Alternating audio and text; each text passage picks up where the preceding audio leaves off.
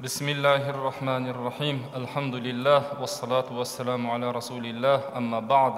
Ассаламу алейкум ва рахматуллахи ва баракатуху. Құрметті жамағат, алхамдулиллах, бүгін тағы бір күн ораза тұтып, тағы бір тарауих намазына жиналып отырмыз.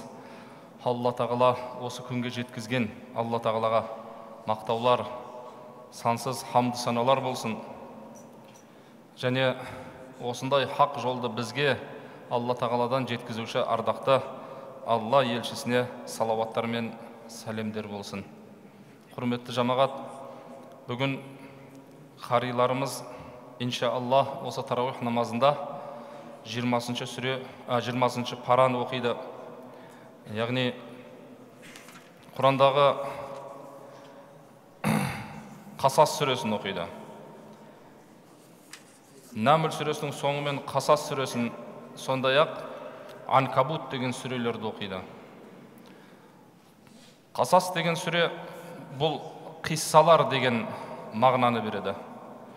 Нахну нақуссу алейка ахсанал қасаси бима аухайна илейка. Біз саған сенен бұрынғы өткен қауымдардың қиссаларын баяндаймыз, көркем қиссаларды дейді. Өзі жалпы Құранда 3 нәрсе айтылған. Біріншісі біздің жаратушы иемізді таныстырады. Екіншісі бізге бұйрықтар мен тыйымдар бар. Үшіншісі Құранның көп бөлігі осы қиссалар баяндалады.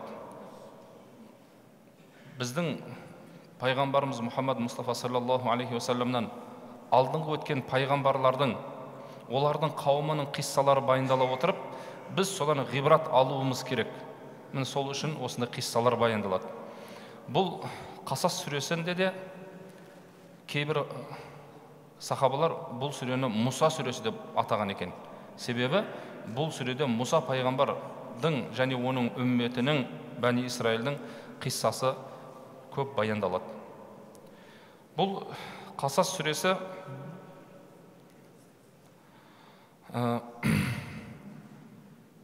бұл сүреде пайғамбарымыз саллаллаху алейхи вассаламның қамқоршысы болған, әкесінің орнында әкесіндей болған Абу Талиб жайлы да келеді. Абу Талибке Алла елшісі барып жан тапсырар алдында хал үстінде жатқанда пайғамбарымыз көкесіне барып иман келтіріңіз. Ең құрғанда бір рет ла илаха иллаллах деп айтыңыз. Егер сіз бір рет ла илаха иллаллах деп айтсаңыз, кімде-кім Алладан басқа құдай жоқ, Мұхаммед оның елшісі деп айтса, ол жәннатқа кіреді. Мен сізді ары қарай өзім шафағат етіп аламын дегенде, ол кісі мен ертең өмірден өткеннен соң менің мына жақтағы туысқандарым Абу Талиб те діннен қайтыпты ғой деген бір сөздерді айтып, ата бабаның діннен кетіп қалыпты деген сөздер айтады. Мен соған намыстанамын дейді. Бірақ мен білемін, сенің хақ жолда екендігіңді білемін деп бірақ қабылдамайды. Сонда Алла тағала осы Қасас сүресіндегі иннека ла тахди ман ахбабта валакинналлаху яхди ман яша. Сен кімді жақсы көрсең, сен оны тура жолға бастай алмайсың, бірақ Алла кімді қаласа, оны тура жолға бастайды деп, хидаятқа бастайды деген осы аятты түсіреді. Шындығында осы жерде отырған әр біріміздің осы хақ жолға келуіміз, ой ата-аналарымыз мұсылман болған еді, неме болса бәлем болған еді, төлем болған еді деген нәрсе емес. Алла тағала бізді қалады. Қалап өзі бізге жүрегімізге иман салды, хидаятқа салды. Сондықтан осы иманымыз бұл біздің жиғанымыз. Осының қадірін біліп, әрқашан құлшылығымызда берік болуымыз керек екендігін түсінеміз. Қаншама адамдар бар. Пайғамбар саллаллаху алейхи вассаламға етене жақын адамдардың өздері иман келтірмеді. Абу Талиб біліп тұрып иман келтірмеді. Оның бауыры Абу Лахаб пайғамбарымызға қаншама азар берді. Міне сол туралы айтылып келеді. Және осының ішінде Мұса пайғамбардың бауыры Қарун туралы келеді. Біздің қазақта айтады ғой, қарын бай деген. Қарун деген негізі Мұса пайғамбардың жақын туысы болады. Немере інісі сияқты жақын болады. Үстінің бәрі алапес басқан, өзі кедей, қайыршы болады. Ей Мұса, сен бір дұға етші. Сен пайғамбарсың ғой. Сен дұғаң қабыл болады. Мен қиналып кеттім, бір дұға етші. Менде бір алапесім кетсін бойымдағы. Менде бір бай болайыншы. Сен бір дұға етші деп келеді алдына. Сонда Мұса алейхиссалам, сен сабыр ет осыған дейді. Жоқ, мен сен бір дұға ет деп қоймайды. Сосын дұға етеді. Дұға еткеннен кейін оның бойындағы алапесінен айығып байығаны соншалықты болады, оның байығаны соншалықты болады. Оның қазыналарының кілті, сейфі дейміз ғой, қазыналарының кілтін жинаған кезде инна мафатихаху латануа бил усбати минар риджал. Тек қана қазыналарының кілтін жинаған кезде сол кілтінің өзі бір топ жігіт соны көтере алмайтын жағдайға келеді. Соншалықты қатты байып кетеді. Оған сен бұлай есірме деп оған қанша түсіндіріп айтылады. Бірақ ол сонда да мен бұның барлығына осы жерде айтады. Маған барлық мал дәулетім тек қана өзімдегі білім арқылы берілген. Сондықтан ешкім оны менен тартып ала алмайды деп есіреді. Сен осының бәрін саған Құдай берген. Бұлай есірме десе, иннама утитуху аля илмин инди. Бұның барлығын өзімнің біліміммен, өзімнің мықтылығыммен жеттім деп есіріп кетеді. Соңында не болады? Оны жер жұтып кетеді.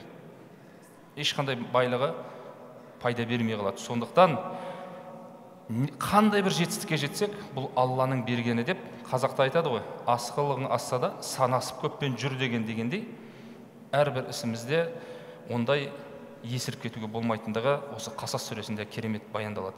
Сондай-ақ келесі сүре Анкабут сүресі. Анкабут сүресі деген өрмекші деген мағынаны береді. Бұл жерде Анкабут өрмекшінің ұясы туралы айтады.